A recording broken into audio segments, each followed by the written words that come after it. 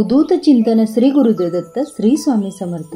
कथा स्वामी समर्थांच्या मध्ये आजची कथा स्वामींच्या आशीर्वादाने निपुत्रिक दाम्पत्यास पुत्ररत्न कशा प्रकारे प्राप्त झाले त्या संबंधीची ही कथा। बसप्पा तेलीवर श्री स्वामींनी कृपादृष्टी केली आणि त्याला बघता बघता श्रीमंत केले। त्याने घरी आणलेल्या सापाचे रूपांतर सोन्याच्या सापात झाले। ही वार्ता मंगळवेढ्यात सगळीकडे पसरली। त्यामुळे स्वामींच्या बद्दल लोकांचा भक्तिभाव अधिकच वाढला। श्री स्वामी समर्थ हे अलौकिक सिद्ध पुरुष आहेत, ते परमात्म्याचे अवतार आहे हे मंगळवेढ्यात सर्वांना कळून चुकले होते। त्यामुळे स्वामी समर्थांच्या दर्शनाला येणाऱ्या लोकांची संख्या खूप वाढली। बसप्पा तेलीचा एक मित्र मंगळवेढ्यात राहत होता। तो वयाने थोडासा जास्तच होता। शेतात मोलमजुरी करून तो आपलं आणि आपल्या पत्नीचं पोट भरत असे।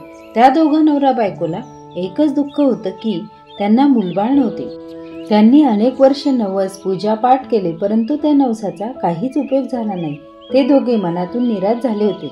बसप्पा तेलीवर श्री स्वामींनी कृपा केली व तो श्रीमंत झाला। ही गोष्ट त्या गरीब मजुराला समजली। त्या मजुराने तत्काळ बसप्पाची भेट घेतली आणि आपली व्यथा सांगितली। तो म्हणाला, मित्रा, मला मुलबाळ नाही हे माझं दुःख तर तुला ठाऊकच आहे। तूच त्यावर मला मार्ग दाखव। आपण स्वामी समर्थांच्या दर्शनाला जाऊ।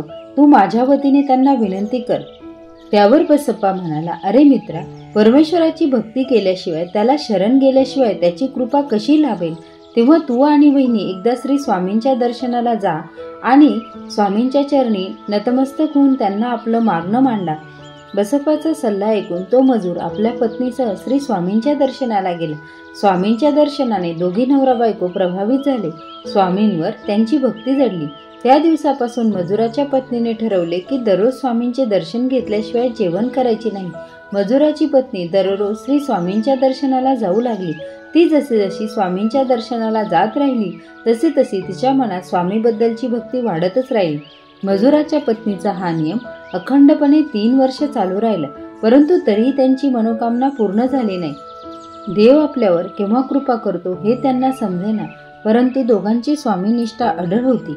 एके दिवशी मजुराच्या पत्नीने ठरवले की आज श्री स्वामींना आपण सारे काही सांगायचे आणि स्वामींना स्पष्टपणे विचारायचे की आम्हाला मूल कधी होणार आहे। त्यानुसार ती नेहमीप्रमाणे सकाळी स्वामींच्या दर्शनासाठी गेली। स्वामींच्या मठात भक्तांची गर्दी होती। त्या गर्दीतून वाट काढत ती स्वामींजवळ आली। श्री स्वामींना नमस्कार केला। ती स्वामींना काही सांगणार तो स्वामी तिला म्हणाले, तुझ्या मनातील खंत मी जाणतो। ते समोरचे जे लिंबाचे झाड दिसते आहे ना, त्या झाडाच्या बुंद्याला लागलेले डिंक तू काढून ने आणि दररोज सकाळ संध्याकाळ ते औषधाप्रमाणे खात जा। त्यामुळे तुझी मनोकामना नक्कीच पूर्ण होईल। श्री स्वामींचे हे उद्गार ऐकून ती महिला धावतच श्री स्वामींनी दाखवलेल्या लिंबाच्या झाडापाशी गेली। लिंबाच्या झाडाच्या बुंद्याला खरोखरच खूप डिंक लागलेला होता। त्या महिलेने आपल्याला हवा तेवढा डिंक काढून घेतला। श्री स्वामींनी सांगितल्यानुसार त्या महिलेने तो डिंक खाल्ला आणि वर्षभरातच तिला छानसा मुलगा झाला। स्वामींची ही कथा आपणास आवडल्यास कथेला लाईक करा, चॅनलला सबस्क्राईब करा। श्री स्वामी समर्थ।